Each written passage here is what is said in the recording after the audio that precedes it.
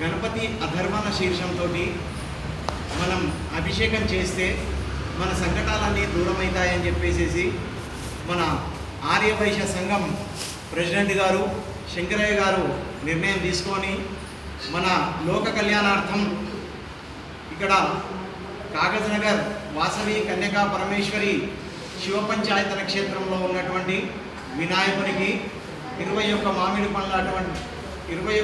పండ్ల రసంతో పంచామృతాలతో గణపతి అధర్వణ శీర్షంతో ఈ వ్రతం చేయడం జరుగుతుంది.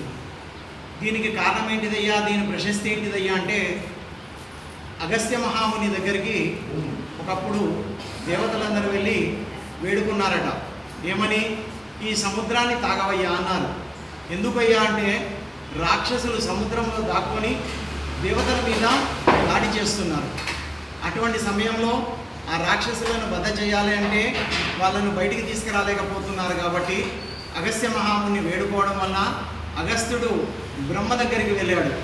ఆ బ్రహ్మ చెప్పాడు, నీవు సంకటహర చతుర్థి వ్రతాన్ని ఆచరించవయ్యా, అప్పుడు నీవు ఈ సముద్రాన్ని తాగే శక్తిని పొందుతావు అని చెప్పేసి చెప్పడం జరిగింది.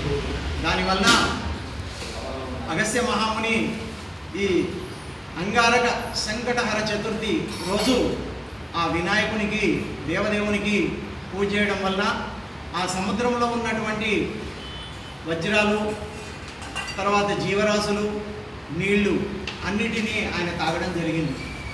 ఆ తర్వాత ఆ రాక్షస సంహారం జరిగిన తర్వాత మళ్ళీ వచ్చి, అయ్యా మీరు తాగినటువంటి నీటిని మళ్ళీ వదిలిపెట్టవలసింది అని చెప్పేసి అడగడం జరిగింది. కానీ అయ్యా మీరు నాకు ఆ విషయం చెప్పలేదు కాబట్టి ఆ నీరు జీర్ణమైపోయింది. కాకపోతే ఒక ఉపాయం ఉన్నది, మూత్రంగా దాన్ని విడిచిపెట్టడం జరుగుతుంది అని. అప్పటి నుంచి సముద్రంలో ఉప్పు నీరుగా మారిపోయిందట. అదేవిధంగా దత్తాత్రేయ స్వామివారు కార్తవీర్యార్జునుడు వచ్చి వేడుకోవడం వల్ల ఆయనకు చెప్పిండు, నీవు 13 సంవత్సరాలు సంకటహర చతుర్థి వ్రతాన్ని ఆచరించు, నీ కోరిక నెరవేరుతుంది అన్నాడు. ఆయన చచ్చుబడినటువంటి చేతులు వినాయక వ్రతం 13 సంవత్సరాల అడవిలో చేయడం వల్ల ఆయనకు సహస్ర బాహువుగా వృద్ధి పొందాడు. రావణాసురుని అసుంటి వాడిని కూడా బంధించేటువంటి శక్తి ఈ సంకటహర చతుర్థి వ్రత మహిమ వల్ల జరిగింది. కాబట్టి చాలామంది ఆంజనేయ స్వామి కూడా లంకకు వెళ్ళి లంకలో ఎంత తిరిగినా కానీ సీతమ్మ వారి జాడ కనబడలేదు.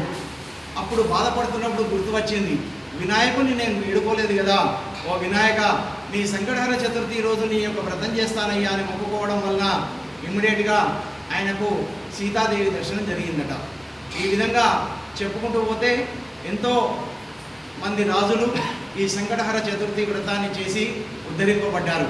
ఎవరికైతే ఇంట్లో పిల్లలకు పెళ్ళిళ్ళు కాలేదో, వివాహాలు జరగలేదో, సంతానం లేదో, అటువంటి వాళ్ళు ఈ సంకటహర చతుర్థి వ్రతం చేసేసి చాలా సక్సెస్ పొందారని, అందుకోసమని మనము లోక కళ్యాణార్థము మన కన్యకా పరమేశ్వరి కాగజ్ నగర్లో శివ పంచాయతన క్షేత్రంలో ఉన్నటువంటి వినాయకునికి 21 మామిడి పండ్ల రసంతో పంచామృతాలతోటి గణపతి అధర్వణ శీర్షంతో అభిషేకం చేయడం జరుగుతుంది.